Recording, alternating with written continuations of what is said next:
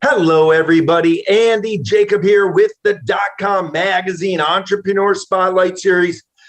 You know, we're so interested at DotCom Magazine about what's going on in the world. And when we find somebody making a huge difference in their space, we always love to invite them on the show. So we have a great show today. You know, everybody recently, especially, has been talking about what's going on with people struggling with substance abuse and disorders. And so many people are having a tough time right now, sort of getting through the past couple of years and sort of finding some light in their particular world to sort of shine upon them so that they can shine upon society. So people are reaching out to addiction treatment centers throughout the country. And of course, one of the addiction treatment centers that really caught our attention was called Soledad House, and they're down in San Diego. They're doing such amazing work. We had to invite the CEO of the house to the show today because we have so many questions, and it's an interesting entrepreneurial journey as well. But what they're doing is very, very impactful, and they have a very unique process and a very unique way to really provide a very safe and supportive space where people can heal. So I've been able to invite Miss Shana Penny on the show. She's the CEO of Soledad House, and I'm so delighted and honored to have Shana on the show. Shana, welcome to the DotCom Magazine Entrepreneur Spotlight Series today. Thank you so much for having me. Yeah, you're welcome. And what you're doing is so needed and it's so important. And of course, you know, you've already have almost a worldwide reputation. People from all over the country are coming to Soledad. But before we get started, Shana, let's pull the lens back to 30,000 feet. Tell us about the Soledad House, and then we're going to have so many questions for you. I think we might even keep you over time today. Okay. I'm here to answer all your questions. Soledad House is a women's substance abuse treatment program, and we're located right here in San Diego. We're a destination facility. People come from all around the United States to our program. We are the next step from a 30-day residential program. So once you've detoxed off all of the drugs and alcohol, you've gotten stabilized, we are typically your next step. A lot of people have misconceptions that 30 days in a program is enough and they're going to go back home and be able to stay sober long term. But we've seen a lot of people have been drinking and using for so many years that we may not be able to address all of the problems in 30 days. So we really focus on the next step, the extended care portion. We really care to make it an all women's facility. Yeah, you've done such a great job. Everybody's talking about what you do in terms of being, a leading women's addiction treatment facility, helping women who are really struggling with substance abuse disorders. When they come there, they find a very safe, supported space. But let's talk about it. I mean, let's what I call get real here. So we have some people that have substance abuse. Before they come to your facility, your community, they need to go somewhere else to sort of detox or sort of detoxify or get the stuff out of their system. So for the layman out here that's sort of watching the show, and of course, everybody's been affected by this in their family or their friend's family. I mean, it's just universal now. Everybody knows somebody who knows somebody that's been involved. They have to go to detox first, then they come to your facility. Is that the way it works? So we definitely want people to go to a detox facility where they have 24-hour medical care, the detox from drugs, alcohol, any underlying issues that they have. We want them to be under 24-hour supervision by a doctor so that they can safely detox off the drugs or alcohol. If you've been drinking every day for 10 years, it's difficult to just stop without getting the shakes and different things. So once they're able to get off all the drugs and alcohol safely, then they can come to us. Got it. That's very interesting. Of course, are there some drugs, Shana, where the person that's addicted, it takes longer for them to get off? Maybe they're addicted to fentanyl or heroin or something like that, where it takes longer than the 30 days before they can come to Soledad House? So getting off of the drugs is going to be just getting it out of your system safely. It typically takes about 7 to 10 days. Some people like to do 30 days in a very structured program where you typically don't leave the facility. It's 30 days to keep you away from yourself. There's a lot of temptations. People who are drinking and using every day have a lot of impulses. So, within 2 minutes, they think, I'm really uncomfortable. I need a break from life. I'm going to go get a bottle of alcohol. So it's keeping them away from those types of temptations. But the reality is, we're drinking, we're using. A lot of people are struggling with mental health. They have anxiety, depression. This pandemic didn't help anything. These are all things we're going to be addressing, the underlying issues about why you're drinking so much and using so much. And to address those underlying issues is going to take more than 30 days, right? So we are here to support them for the long haul. We want long-term recovery and support. In your first 30 days of treatment, you're probably only going to get a handful of therapy sessions, but it's going to take more than 4 therapy sessions to get some relief, some answers, some guidance on what your next step should be. Yeah, that makes so much sense, Shane. Of course. So let's take it through. They get off the drug. They go through their 30-day, I'll call the detox, for lack of a better term. They come to Soledad, okay, and you offer this sort of beautiful, sunny sort of atmosphere in San Diego. I wish I was in San Diego right now. And the women are struggling, and they've gotten through sort of the physical part of it, but now they have to work on the mental part of it. So let's sort of talk about it. What does the introduction look like at Soledad? I mean, is it therapy sessions? Is it one-on-one? Is it group? I mean, are there activities? What does it look like? How have you become so successful in the space? Yeah. Before someone even comes to our program, we talk to them at length. We do a thorough intake assessment to see what has been going on. Why have you been drinking? How long have you been drinking and using for? Do you have mental health issues? Is there trauma situation, abuse, neglect? Are you going through a divorce? There's so many problems that many people deal with, and we are going to dive deep with every single client that comes through our program. We're going to address the physical, the mental, and the spiritual aspects of why they are, stuffing those feelings down. We want them to be able to live life on life's terms. So absolutely, they're going to come to our program. They'll get a thorough intake assessment. We want to know everything that's been going on. They'll be living in one of our really comfortable, really luxurious, sober living homes. They're with all women. So the women portion of what we do is so important because men can be a distraction in treatment, right? The attention, the flirting, all of, some people may have trauma around men. So placing them in an all women's program is imperative. Gender specific treatment is imperative for them. They are going to be receiving group therapy, individual therapy. They'll be evaluated by a psychiatrist. Their medications, whatever they need, will be addressed here. Another big thing about what we do is the women here are going to be with other women who have been through what they've been through. So when you come to our program, you're going to relate to other women. You're going to feel comfortable. You're going to feel safe. For so long, you're turning to drugs and alcohol for a solution because you feel like I'm the only one this has happened to. Nobody is going to understand. So you keep drinking and you keep using and you never address those problems. So here you'll be with other women. You can talk to them. You can relate to them. They're here to support you.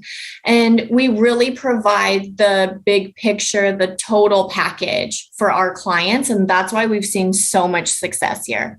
Yeah, you've helped thousands of women, of course. Now, let's talk about the staff. I mean, you have an amazing staff. I mean, you always talk about the staff, that they're just, miracle workers.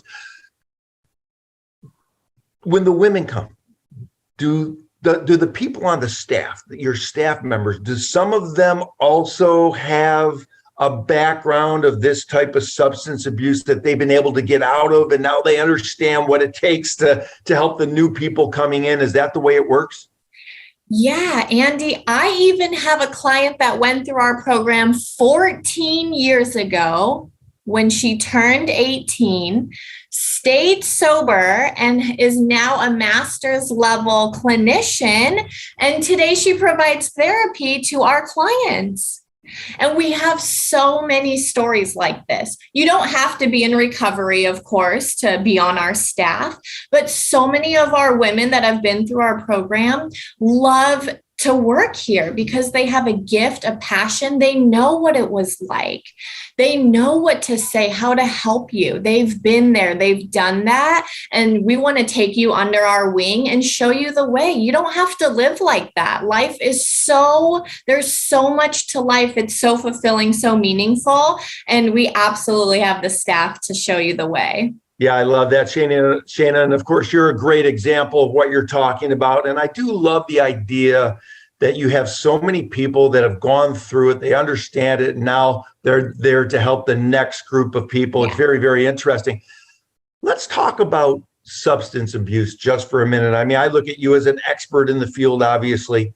We know that depression, anxiety, relationship issues can cause substance abuse problems or challenges. What do you see as the number one or number two reason why people end up in this spiral, this bad cycle of substance abuse that, with help and of course with what you're doing, they'll get out of, God willing. But what's the primary reasons or causes of people spiraling out of control with substance abuse?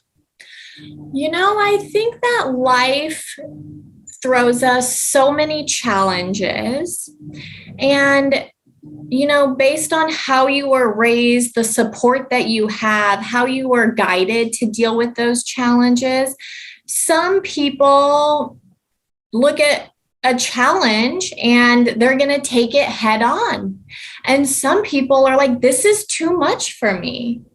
And they are constantly looking for something to not feel that anxiety, to not feel that depression.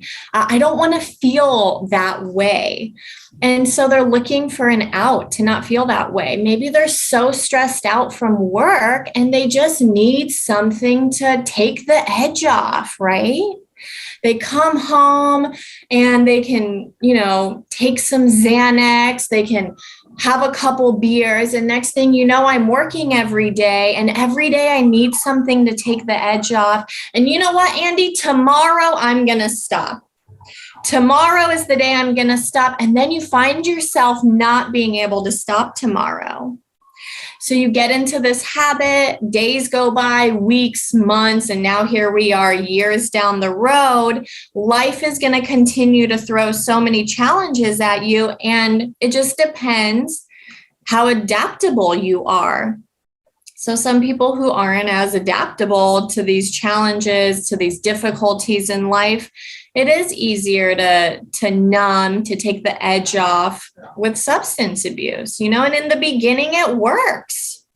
All these people are addicted to opiates. We're seeing every day people are dying from fentanyl.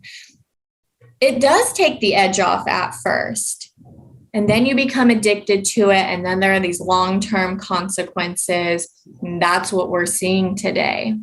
Yeah, I think what they call it is they chase the dragon. They're still, and it never really works. And they just go into a cycle and a spiral. So one thing that's interesting, Shane, is we think about it. Someone comes to, of course, your program, just like entrepreneurs. I mean, entrepreneurs have to build a business with a solid foundation. And like when you plant the tree, as an entrepreneur, you want to plant that little tree straight up and down at the beginning. When it's a small little tree, you water it, you give it a lot of sun, and then it grows to be a beautiful, strong tree.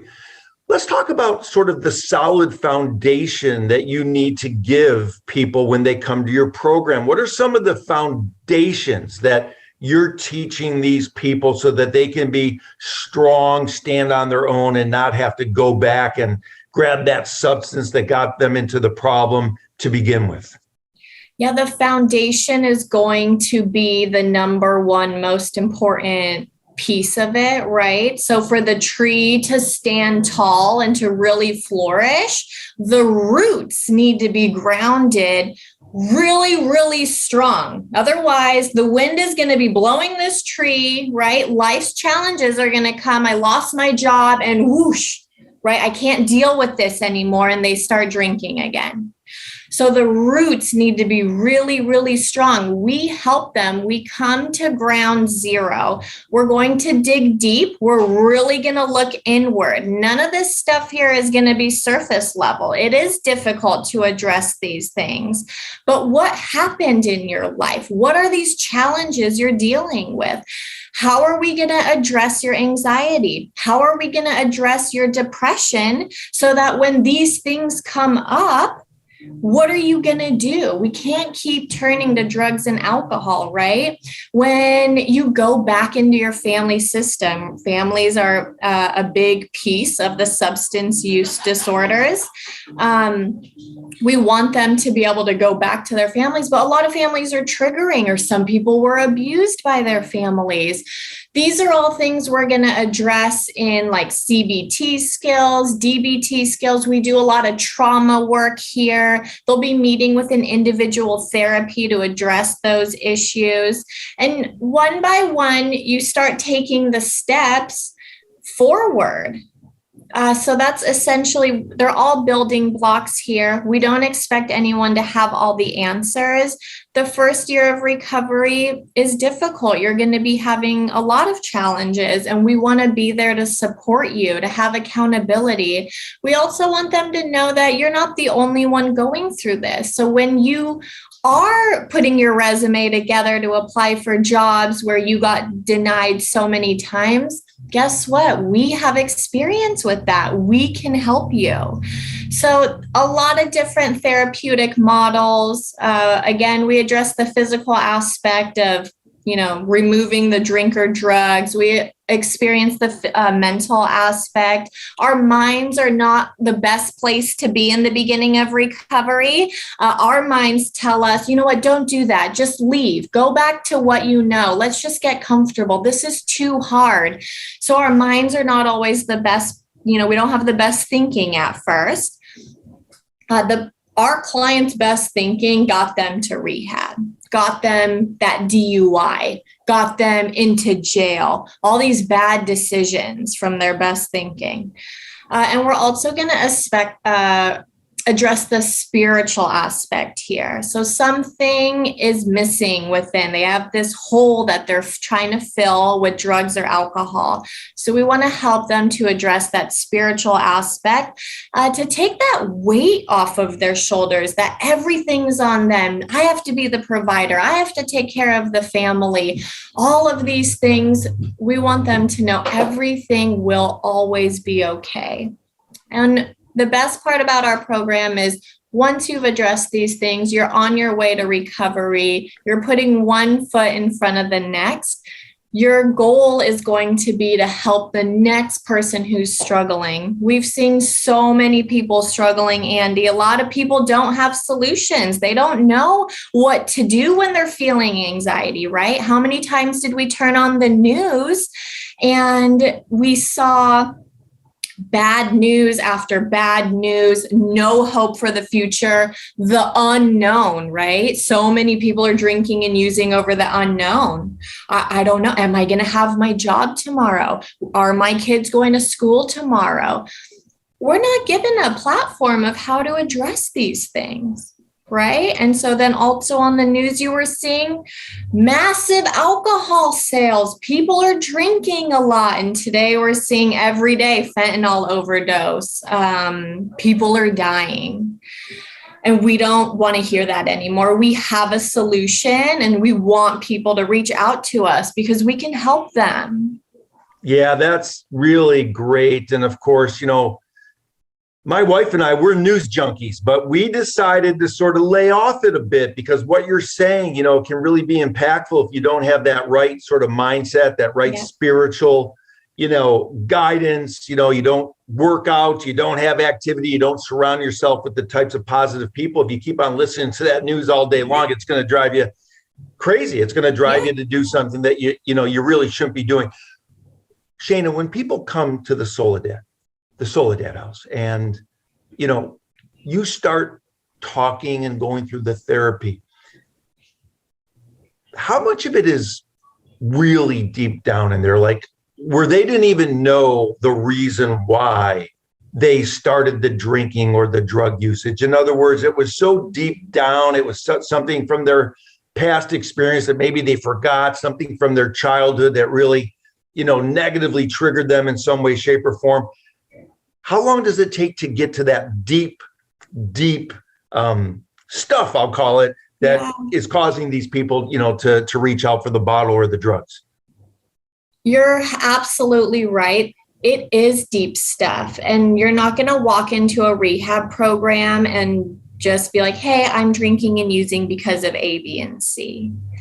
A lot of it is childhood stuff. A lot of it is family systems. Every family is doing the best that they can, but it takes some time. So for us, we're seeing it takes at least 60 to 90 days to really feel comfortable doing therapy every week, processing in groups.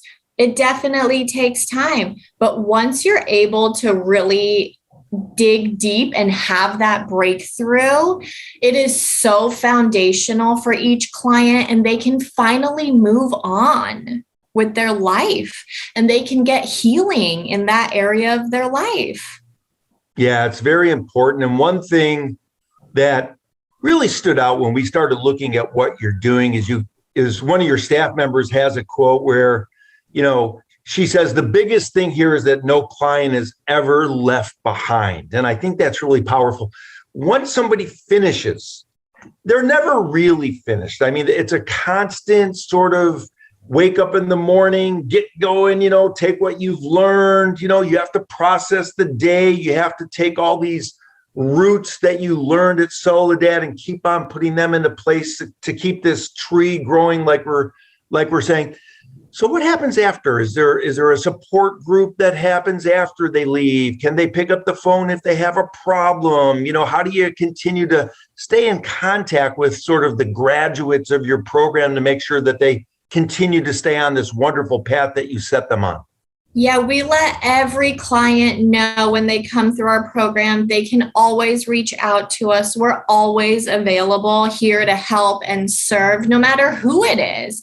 It could not even be a client. I have so many moms calling or dads about their family members, and we have so much information. We have a plethora of resources. We share all of that with them.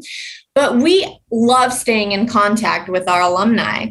All the clients that have been through our program, I want to know how you're doing. I want to know all of the good that's happening for you. We have a whole aftercare program here. So a lot of our alumni is still connected to us.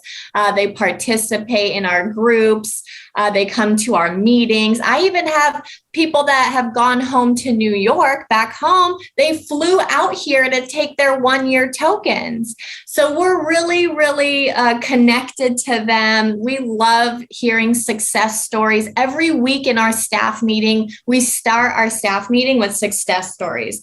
Who is doing really well? Who is taking time? And we get to see them get married, to have families, and they share all of that with us. And we're really grateful to have this relationship. They circle back around. A lot of thank yous. They share pictures with us. We are truly blessed to do what we do and to help these women. And we really love following up to see what it looks like. Yeah, I love it. And of course, you only cut out a certain amount of time for me today. I want to get into entrepreneurship, but before I do, you have people, women from all walks of life coming to the center. How important is it for women to be surrounded by all different types of women so that they can learn from each other in a collective way. And is that one of the secrets of the success that you've been able to attain over at the center?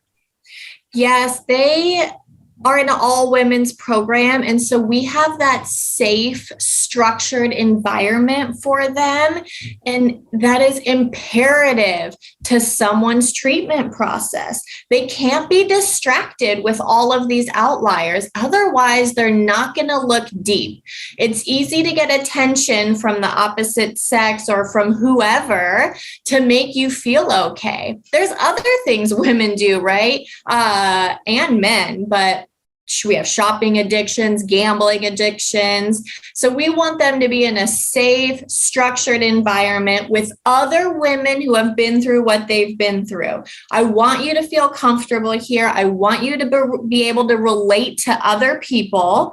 If you've experienced trauma, you are going to be able to help someone else who's also experienced trauma, and you guys can talk about it together. And that's really the environment we have here. Yeah, the environment at Soledad House is remarkable. At this point in our interview, typically we ask our entrepreneurs to talk to the entrepreneurs and tell them what it takes to get through a tough time. But I want to change it a little bit today because I have you on the show.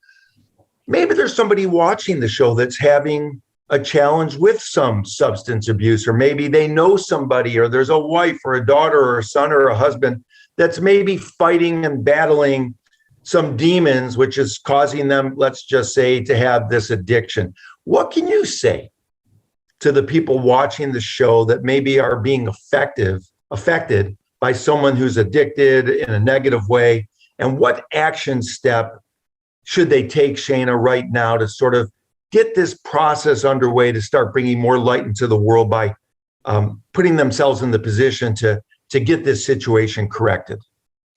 I would say the one thing I really want families to know is they're not alone.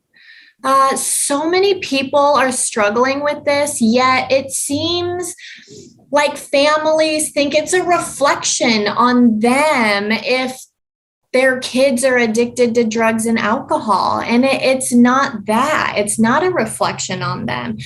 It's more important to call, to get help, to see what you can do to support that person through this difficult time. I want families to know it's not the time to be sweeping things under the rug anymore.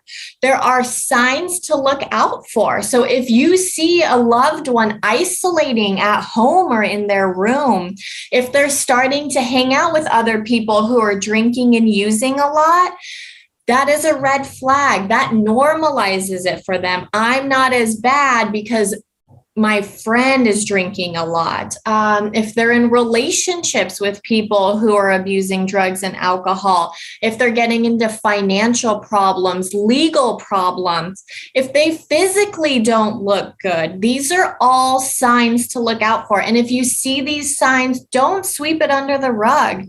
If you call us, we can help you through this. This is what I do every single day, 365 days out of the year.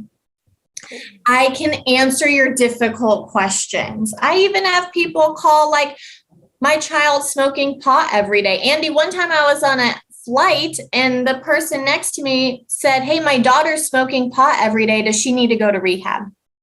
We can answer those questions for you. Is this just a phase for her? So I'll help you with warning signs. We have lots of resources. And we really want everyone to know that every single person in this world, no matter what their status or financial status, anything, everyone has their own struggles. Nobody is going to go through life easy peasy, no matter what it looks like on social media, because we're all putting out our best foot on social media. And we want people to know, yes, there's challenging times and we all deal with situations differently. And if you're turning to drugs and alcohol, or you're struggling with your mental health, with depression, anxiety, bipolar, we can help you. So that's really what I want to let people know. That's great advice. Of course, I'm going to bring you back on the show because I want to unpack what's going on social and how that can be such a negative impact to people's lives, because as you mentioned, everybody puts their best foot forward, and then the people that are looking at all the photos and the videos, they might be questioning like how good their life is if all of these other great things are going on for all these other people. I really would like to get into that with you, but listen, you really provide a true community and a nurturing, faith-based approach really to lasting sobriety at the Soledad House. It's really remarkable what you've done. I wanted to thank you so much for coming on the show. It's such an important topic, and to bring you on was a real honor. So Shana, thanks so much for coming on the DotCom magazine. Having me. Yeah, and I just wanted to say this has been great. We're going to bring you back on the show. So thanks so much for coming on the show today. Thank you.